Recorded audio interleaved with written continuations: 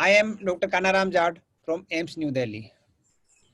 This webinar is about transmission of information of COVID testing and patients to local bodies.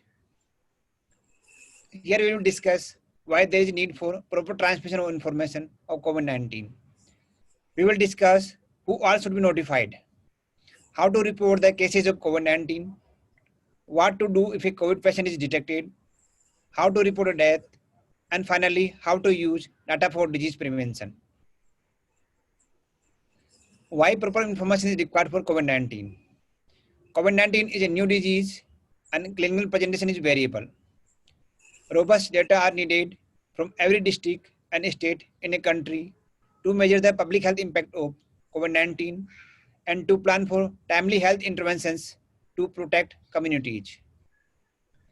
We should know who are to be notified. All suspected, probable, and confirmed cases of COVID-19 should be notified. Suspected cases of COVID-19 are persons with influenza-like illness and severe acute respiratory illness who are under investigation for SARS-CoV-2 infection. Probable cases are suspect cases where SARS-CoV-2 testing is not available or inconclusive. Confirmed cases of COVID-19 are those who have laboratory confirmed SARS-CoV-2 infection. Each country may have country-specific definitions and these should be followed. Next is to whom to report. The cases should be reported to the government as per local rules and regulations of country. As per WHO, every country should establish COVID-19 care pathways at local, regional and national levels. In India, cases are reported via district and state surveillance units to integrated disease surveillance program. The cases need to report on daily basis via online system or other system as established in the country. Here is an example of case report form from India. On left side, there is space for demographic details, case classifications that is confirmed or suspect, and clinical details.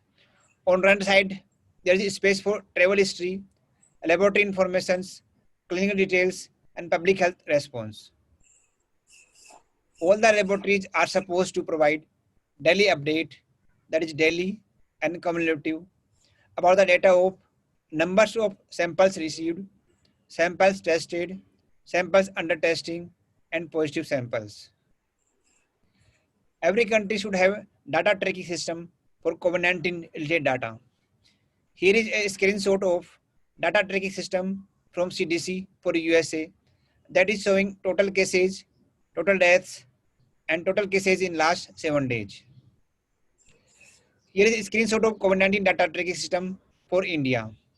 It is also showing total cases, total deaths, total active cases as cumulative and daily basis. If a positive case is detected, first of all, shift the patient to dedicated COVID ward or COVID hospital for further management. Then inform to local response team in the hospital and start contact tracing. Each center should constitute rapid response teams and the teams should assist state to plan and implement containment strategy and surveillance. The team should assist in establishing system for sample transfer to nearest designated laboratory and review implementation of infection prevention and control practices in COVID-19 designated health facilities. What to do in contact tracing? Contact tracing should be done by a designated team as decided by local administration. As soon as the single event, that is identification of suspect or confirmed case, is detected, contact tracing must be aggressively implemented, preferably to be completed within 48 hours. Contacts of confirmed cases should be traced and monitored for at least 28 days after the last exposure to the case patient for evidence of COVID-19 symptoms as per case definition.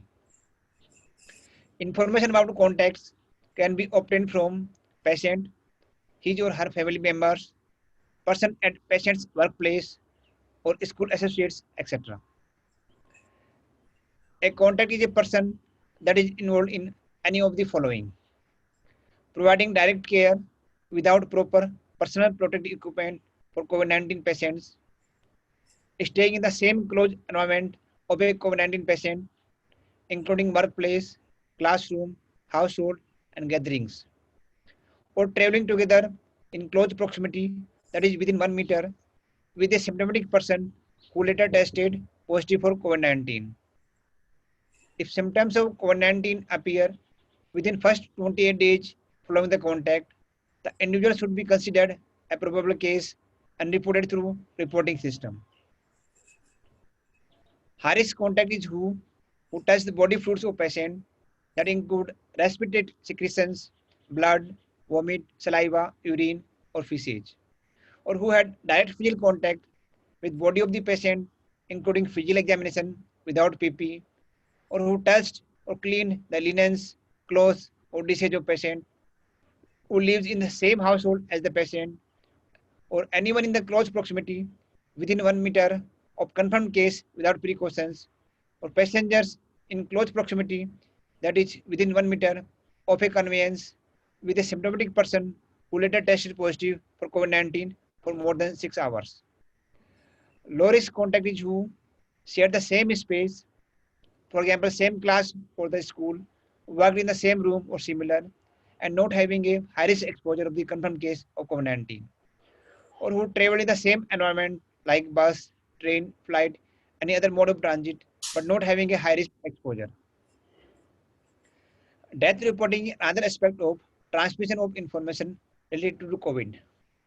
For reporting death, medical certificate of cause of death should be filled. All deaths should be investigated thoroughly for cause of death. All deaths should be reported to state authorities on daily basis. It is a typical medical certificate of cause of death containing part 1, that is immediate cause and antecedent cause, and part 2, that is other significant condition. Part 1 contains A, B, and C, and it should be filled as logical sequence from C to A. Means C leading to B and B leading to A. A is the final immediate cause and it notes the mode of the death. Right column have time period between onset and death for a particular cause. These are ICD-10 codes provided by WHO for COVID. U07.1 is for confirmed COVID-19. U072 is for probable and suspected COVID-19. A death due to COVID-19 may not be attributed to another cause like cancer, except an obvious cause like trauma, as pre-existing conditions are likely to cause severe course of COVID-19. COVID-19 should be recorded on medical certificate as cause of death for all diseased persons, whether it has caused or it is assumed to have caused or contributed to death. Now we will discuss some examples.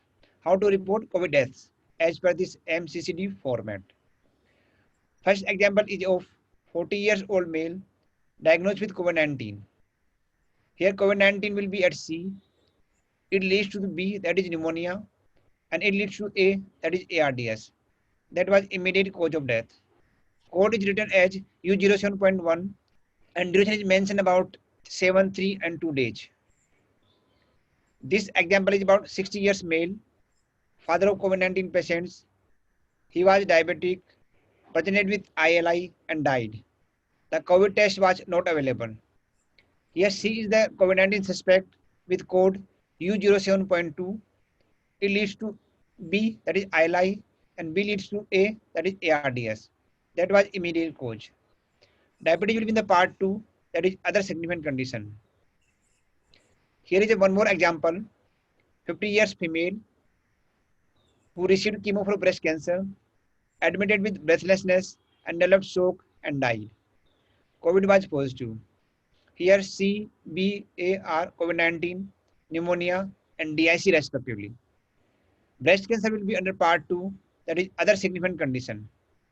Data are used to know the incidence of the disease in various localities, age group affected, risk factors for severe disease and death. Based on disease incidence and prevalence, areas can be divided into different categories and area-specific preventive measures can be implemented. For example, in India, districts are divided into containment, red, orange, and green zone, and only essential activities are allowed in containment zones. To summarize, transmission of correct and complete information is an important step in managing an epidemic. We should follow country-specific guidelines for reporting disease and deaths. The available information should be used for further prevention and therapeutic options. Thank you.